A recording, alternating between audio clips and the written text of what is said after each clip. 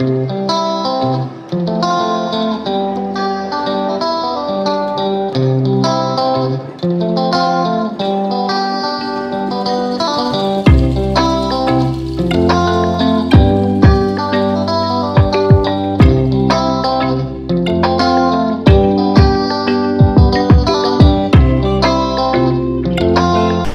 warahmatullahi wabarakatuh buat teman-teman semua ya, sobat wirausaha dimanapun Anda berada. Ketemu lagi dengan channel Mas Ragil, channel yang membahas tentang bagaimana kita berwirausaha di desa, teman-teman. Khususnya adalah usaha fotokopi dan ATK. Oke, seperti biasa pada video kali ini saya akan menjawab pertanyaan-pertanyaan dari teman-teman semua yang sudah bertanya di kolom komentar video channel YouTube saya, teman-teman. Oke, jadi pada video kali ini saya akan menjawab pertanyaan dari siapa ini? Ntar teman-teman ya, dari Olive Kalifatu Husna, Olive Kalifatu Husna ya, yang menanyakan, saya punya mesin printer fotokopi, mau buka usaha sambil jualan ATK. Kira-kira minim modal berapa untuk modal jualan ATK? Oke. Nah, ini adalah satu pertanyaan yang bagus sekali ya buat teman-teman semua ya, yang ingin membuka usaha ATK maupun fotokopi kecil-kecilan seperti saya sekarang ini, teman-teman ya. Oke, jadi saya akan sedikit membuka rahasia, membuka bocoran tentang berapa modal yang saya gunakan untuk mengawali buka usaha ATK kecil-kecilan seperti sekarang ini, teman-teman ya. Oke, jadi untuk mengawali buka usaha ATK itu kita jangan terlalu memaksakan diri untuk menggunakan modal yang besar ya, teman-teman ya. Kalau memang kita tidak punya modalnya, jadi jangan terlalu dipaksakan. Cukup kita harus punya niat, punya semangat, dan punya keberanian dalam memulai membuka usaha ATK dan fotokopi. Oke? Karena percuma kalau kita punya modal besar, kita punya koneksi yang banyak. Di sini di pinggir jalan, teman-teman ya, jadi banyak mobil batu bara lewat. Jadi percuma kalau kita punya modal besar, punya koneksi yang banyak, tetapi kita nihil dalam semangat, nihil dalam memanajemen toko kita ya. Jadi walaupun modal kita kecil, yang penting kita bisa memanajemen toko kita dengan baik. Kita bisa menjalankan usaha kita dengan baik, insya Allah usaha kita akan menjadi besar, teman-teman ya. Jadi buat Mbak yang bertanya tadi, jangan ragu untuk memulai buka usaha ini, apalagi Mbak sudah mempunyai salah satu modal, yaitu sebuah printer yang bisa membuat untuk fotokopi. Oke, jadi seperti halnya saya ini, saya juga menggunakan printer, teman-teman ya, untuk fotokopi di masa-masa pandemi sekarang ini. Karena apa? Karena untuk proses fotokopi di saat pandemi ini sangat kurang ya, dikarenakan anak sekolah sekarang kebanyakan adalah belajarnya daring, teman-teman ya. Oke, jadi saya menggunakan printer juga untuk fotokopi di sekarang ini dengan merek Brother, teman-teman ya. Bisa dilihat ini adalah mereknya Brother. Oke, tuh.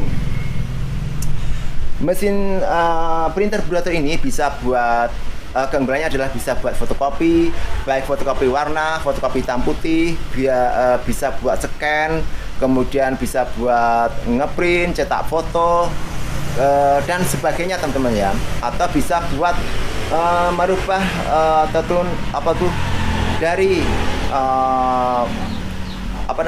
dokumen menjadi bentuk file PDF maupun gambar ya. Jadi banyak manfaatnya ya.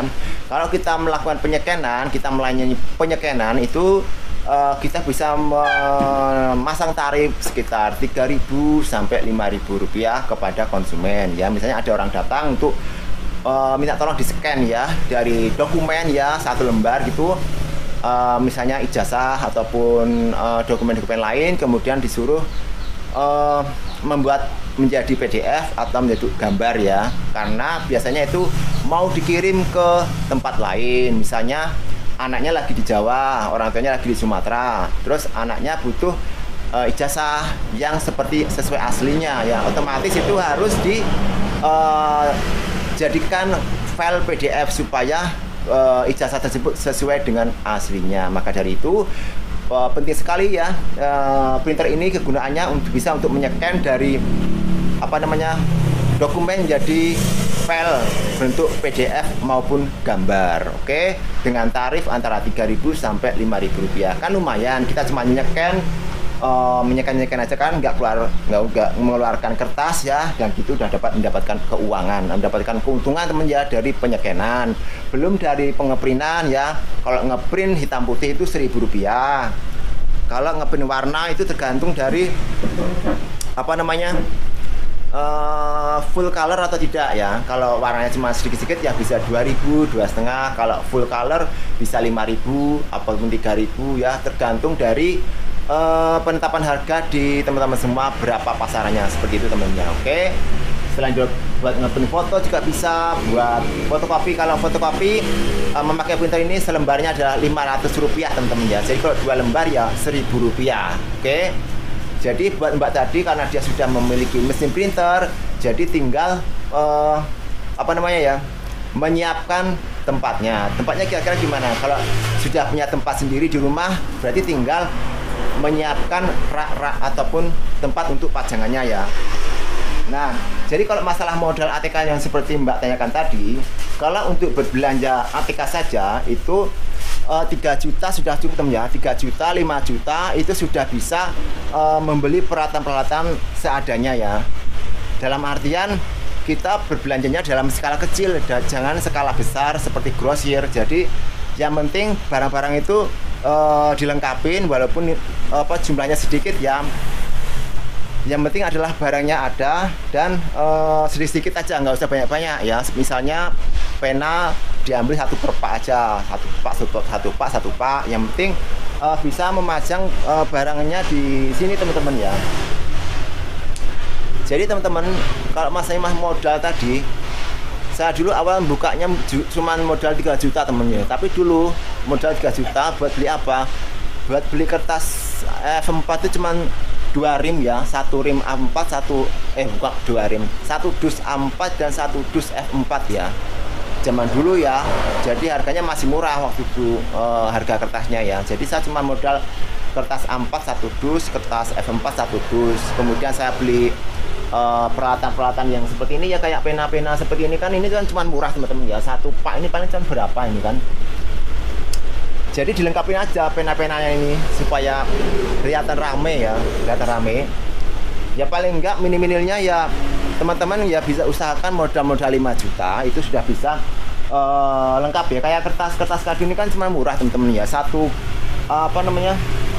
20 biji itu namanya gross ya. 1 gross itu cuma berapa? Karena ini modalnya cuma nggak nyampe 1.000 rupiah ya. Nggak nyampe 1.000 rupiah dan kita jual 2.000 rupiah sekarang teman-teman ya, karena naik. Kalau dulu modalnya cuma 500 rupiah, tapi sekarang sudah naik lagi, makanya kita jual ini 2.000 rupiah satu, paling enggak 2-3 ribu teman-teman ya. Oke. Jadi kita beli barang-barang yang seadanya dulu, yang bisa memajang melengkapi kelihatan rame di toko kita, gitu aja teman-teman ya. Oke. Jadi berkisar antara ya 3, 5, 10 lah, pokoknya seperti itu ya teman-teman ya. Dia tergantung dari teman-teman semua kemampuan modalnya berapa. Semakin banyak juga nggak apa-apa, semakin bagus. Yang penting adalah kita bisa memanajemen tokonya nanti ya. Percuma kita modal besar kalau kita nggak bisa memanajemen, yang bisa malah usaha kita menjadi bangkrut dan rugi ya teman-teman ya. Jadi kita harus bisa memanajemen toko kita supaya bisa maju, bisa supaya rame ya, dan bisa berkembang dengan baik. Manajemen toko kita itu dari segi apa saja ya? Ya banyak. Dari segi penetapan harganya ya, jangan kemahalan. Kemudian dari segi penataan tokonya, kerapiannya ya, supaya enak dilihat orang. Kemudian dari segi pelayanannya ya, jadi kita melayani orang itu harus ramah, harus baik. Jangan masa muka cemberut, walaupun kita mungkin sedang punya masalah ya, tapi kalau kita sedang melayani orang jangan dibawa-bawa ya. Pokoknya kita tetap memberikan yang terbaik kepada konsumen kita, karena konsumen itu tidak mau tahu tentang kondisi kita, apakah kita sedang pusing, sedang marah, atau sedang ada masalah ya. Dia maunya konsumen itu adalah dilayani dengan baik apabila dia sedang berbelanja gitu ya teman-teman. Oke. Jadi buat Mbak yang bertanya tadi masalah modal itu, kalau zaman sekarang ya mungkin kalau 3 juta itu agak kurang ya teman, soalnya biaya-biaya untuk ATK itu kan sekarang pada naik semua ya. Paling enggak sekitar 5 juta sampai 10 juta itu udah bisa untuk mengisi toko kita yang sederhana atau kecil-kecilan seperti saya sekarang ini teman-teman ya. Oke, jadi belinya yaitu tadi, belanjanya aja usah terlalu banyak-banyak, yang penting kita lengkapin dulu. Setelah nanti berjalan pasti kita bisa tahu apa aja yang mau kita tambah dan barang-barang yang dibutuhkan orang, dan itulah yang laris yang kita perbanyak teman-teman ya. Oke, jadi mungkin seperti itu aja buat Mbak tadi yang bertanya ya mengenai masalah modal. Semoga bisa bermanfaat buat Mbak dan juga buat teman-teman semua. Seandainya masih ada pertanyaan nanti bisa ditulis di komentar ya, nanti saya akan coba untuk menjawabnya kembali teman-teman ya. Oke, jadi terima kasih buat yang sudah menonton dan sudah bertanya ya. Jangan lupa untuk selalu nonton video-video terbaru dari Mas Ragil, dan jangan lupa untuk subscribe, like, dan share. Oke, salam wirausaha.